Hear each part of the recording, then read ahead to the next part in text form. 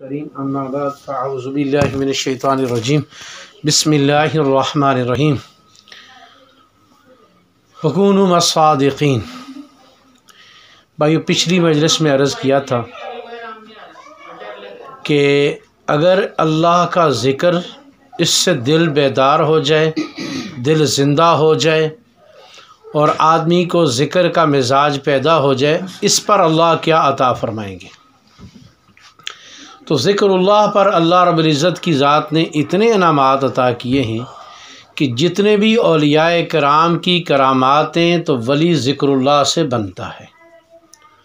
ولی جو اللہ کا ہے اس کے لیے دو چیزیں لازم ہیں، ورنہ تو میں نے ایک دفعہ باقاعدہ علی اجویری رحمۃ اللہ تعالیٰ کا جب عرس تھا، اس موقع پر ولی کے لیے 8 صفات عرض کی تھی، جمعہ مستقل پڑھایا تھا کہ ولی کے اندر جو ہے نا کون سی 8 صفات ہونی چاہیے۔ تو بنیادی طور پر دو چیزیں، ایک ذکر اللہ اور ایک تہجد، یہ دو چیزیں۔ اور جتنے بھی اللہ کے اولیاء کرام کی کرامات ہیں، یہ جو کرامات اولیاء کرام میں آتی ہیں، اس کے پیچھے یہی چیز ہوتی ہے کہ انسان کا دل اللہ کی طرف متوجہ ہو جاتا ہے، اور اللہ کے ذکر کا نور جو دل میں پیدا ہو جاتا ہے تو دل زندہ ہو جاتا ہے، اور دل جب زندہ ہو جاتا ہے تو نبی علیہ السلام نے خود فرمایا ذکر کرنے والے کی مثال زندہ کی ہے اور ذکر نہ کرنے والے کی مثال مردہ کی ہے، یہ نبی علیہ السلام نے فرمایا۔ اور دل جو زندہ ہوتا ہے وہ ذکر اللہ سے ہوتا ہے، ورنہ دل ڈیڈ ہے۔ کہ بھائیو، دل کا خون کو پمپ کرنا، اگر خون نہیں پمپ کرے گا تو انسان کی آنے واحد میں موت واقع ہو جاتی ہے۔ اور کہ بھائی کہ دل کا ذکر اللہ سے زندہ ہو جانا، جب دل ذکر اللہ سے زندہ ہو جائے گا، تعلق مع اللہ سے زندہ ہو جائے گا، تو اس کے بعد پھر سارے جسم کے اعضاء اس کے تابع ہیں، پھر سارے جسم سے یہ نیکیاں ہی کروائے گا۔ اور اگر اس سے گناہ بھی سرزد ہو جائے گا، کیونکہ انسان ہے، گناہ ہو جائے گا، تو پھر اس وقت تک اس کو چین اور قرار نہیں آئے گا جب تک کہ اسے توبہ نہ کروائے۔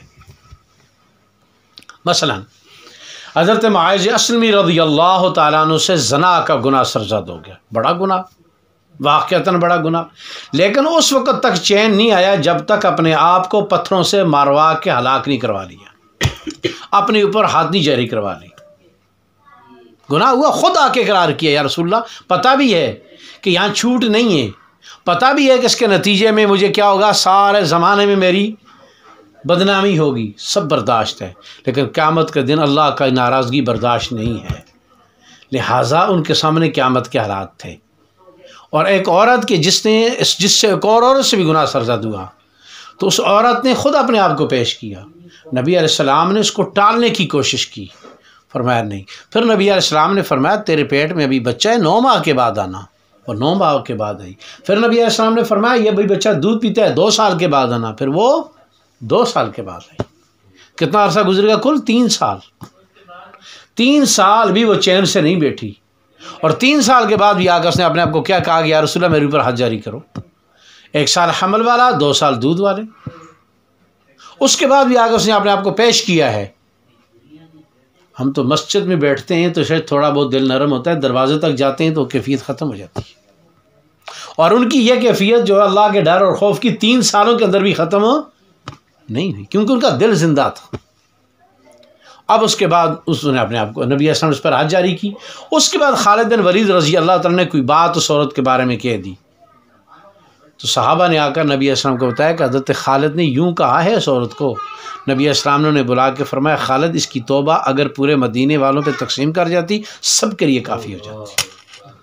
تو بھائی ذکر اللہ سے دل کیا ہوتا ہے؟ زندہ ہوتا ہے۔ تو ہمیں ذکر اللہ کی کوشش اور اس کی محنت۔ پھر بھائی بات یہ ہے کہ ایک ہم اللہ والوں کے واقعات پڑھتے ہیں، ان کی صورتیں پڑھتے ہیں تو ہمارے اندر ایک چیز پیدا ہوتی ہے، پھر ہم اپنے حالات کو دیکھتے ہیں تو تھوڑی سی مایوسی ہوتی ہے۔ تو یاد رکھ لینا وہ زمانہ جو وقت گزر گیا اس کی خیریں اور جو آ رہا ہے اس کی خیریں برابر نہیں ہیں۔ ہندوستان میں ایک آدمی تھا اور وہ روٹیاں بیچتا تھا، تو کہتا تھا رات کی روٹی کی قیمت ڈبل ہوتی تھی اور تازہ روٹی کی قیمت سنگل ہوتی تھی۔ اس سے کوئی پوچھتا تھا یار روٹی تو تازہ جو ہے نا اس کی قیمت زیادہ ہوتی ہے، وہ کہتا تھا جو رات والی ہے وہ نبوت کے قریب ہے، جو صبح والی ہے وہ نبوت سے دور ہے۔ جتنا آدمی وہی سے دور ہوتا ہے وہی کی برکات سے محروم ہوتا ہے۔ اس کے اوپر آخری واقعہ تمہیں سناتا ہوں. ایک اللہ والے تھے، جوانی میں، چڑھتی جوانی میں اس کو ایک عورت نے دعوت دی، تو وہ دعوت سن کے، گناہ کی دعوت دی، تو وہ گناہ کی دعوت سن کے بے ہوش ہو گیا. کیا ہو گیا؟ جوانی کے زمانے میں اس کو گناہ کی دعوت ملی تو وہ کیا ہو گیا؟ بڑھاپے میں آ کے ایک دن سوچا اس کو کر لیتا تو بعد میں توبہ کر لیتا. بڑھاپے میں آ کے وہی آدمی کیا سوچ رہا ہے کہ یار اس کو تو اس نے خود دعوت دی تھی، جناح کر لیتا تو بعد میں کیا کر لیتا، پھر فوراً آ گیا ہوئے یہ میں کیا سوچ بیٹھا. تو فوراً میرے بھائیو اللہ کی طرف متوجہ ہوئے تو اللہ تعالیٰ نے اس کے اوپر فرمایا کہ بھائی دیکھ وہ وقت نبوت کے قریب تھا، جوانی تھی، سب کچھ تھی، لیکن وہ نبوت کے یا بڑھاپے میں آ کے یہ خیال کیوں پیدا ہوا کہ یہ زمانہ نبوت سے.